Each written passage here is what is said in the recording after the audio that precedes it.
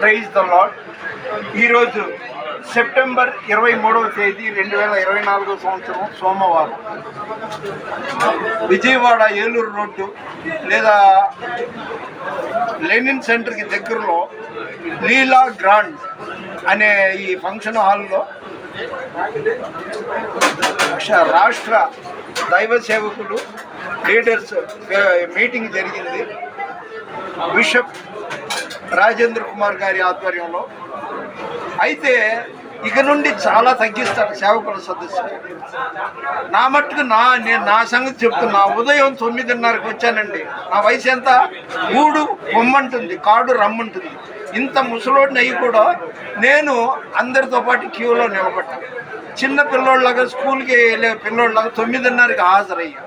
ఇక్కడ కొన్ని విశేషాలు చూసి నాకు చాలా బాధ వేస్తుంది. ఎందుకంటే దేవుడు ఏమన్నాడు?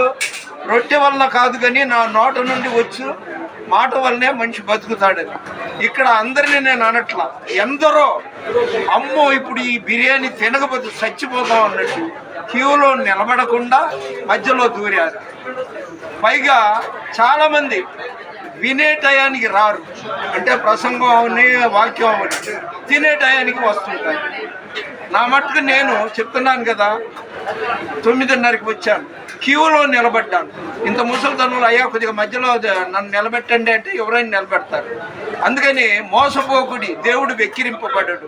మనుష్యుడు ఏది విత్తునో ఆ పంటనే కోస్తారనేసి దేవుడు వాక్యం వార్నింగ్ ఇచ్చాడు. ఎన్ని చెప్పినా దురద చెవులు గల వాళ్ళు, నేను సేవకుడిని బైబిల్ పట్టుకుని బయలుదేరే వాళ్ళు కొందరు ఉన్నారు. కాబట్టి ఇలాంటి సేవకుల సదస్సు చాలా తగ్గించేస్తానండి. ఇక నుండి వెళ్ళను.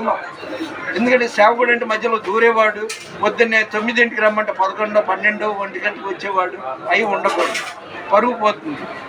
నేను ఒకటి మాత్రం చెప్తున్నాను, పుట్టుట గిట్టుట కొరిక ఏ నాటికైనా సస్తాను. అందుకని చాలామంది బెదిరించారు, ఈ పాస్టర్ల మీద దౌర్జన్యాలు, చర్చిల్ని కూలదోస్తున్నారని. అయితే మీరు ఇంత ధైర్యంగా వాక్యం ఒంటి మీద ఎంబ్రాయిడరీ చేయించుకున్నారు అని నేను ఒకటే అన్నాను, ఆయన కోసం చావైతే లాభం, బ్రతుకుట క్రీస్తు. మన వినికిడిలో దేవుడి కొన్ని మాటలు దీవించును గాక. దయచేసి లైక్ చేయండి, షేర్ చేయండి, సబ్స్క్రైబ్ చేయండి. మరొకసారి చెప్తున్నా, ఇది ఏలూరు రోడ్డు పక్కన లీలా గ్రాండ్ అక్కడ జరిగిన సదస్సులో భోజనం లంచ్ టైంలో ఇవి తీశాము. Thank you. God bless you.